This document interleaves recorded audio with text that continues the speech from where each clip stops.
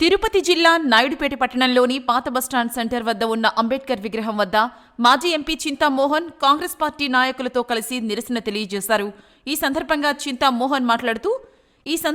MP Chintamohan మాట్లాడుతూ ప్రత్యేక హోదాతోనే ఏపీకి అభివృద్ధి సాధ్యమని అన్నారు. రాష్ట్రంలో అంగన్వాడీలు, మున్సిపల్ సిబ్బందిలతో పాటు అన్ని ప్రభుత్వ శాఖలు సమ్మెలో ఉండడంతో రాష్ట్రంలో పరిపాలన కుంటుపడిందని చింతామోహన్ ఆరోపించారు.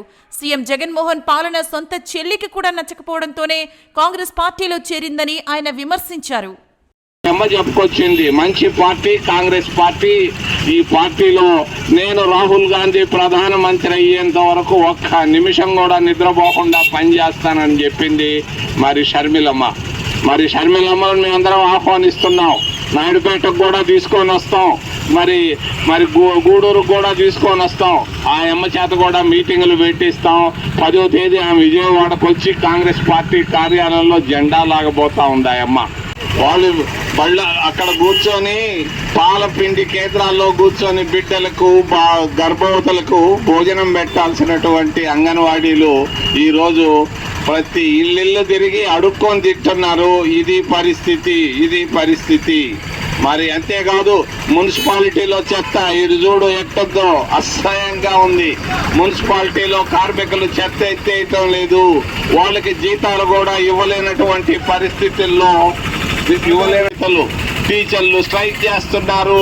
మరి సెక్రటరీలు కూడా గ్రామ సచివాలయాల్లో పనిచేసే సెక్రటరీలు పనిచేస్తున్నారు. సర్వశిక్ష అభియాన్లో పనిచేసే వాళ్ళు ప్రతి ఒక్కరూ ఈరోజు స్ట్రైక్ చేసుకుంటూ పోతున్నారు.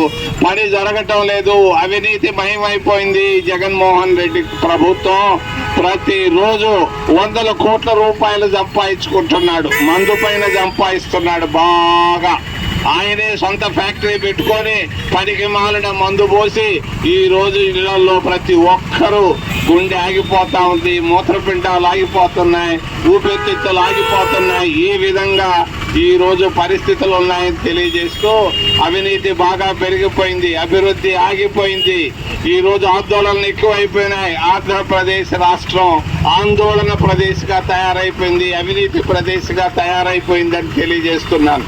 మరి ఏకైక మార్గం ప్రత్యేక హోదా. మన ప్రాంతం అభివృద్ధికి రావాలనంటే, దుగరాజపట్టణ ఓడరేవు రావాలంటే ప్రత్యేక హోదా అవసరం.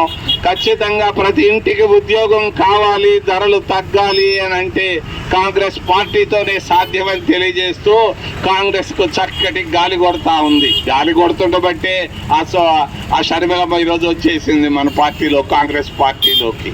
బాగా అందరూ దాన్ని పోయే వాళ్ళు కూడా అంతకుముందు వద్దన్న వాళ్ళు రమ్మంటున్నారు కాంగ్రెస్ పార్టీని.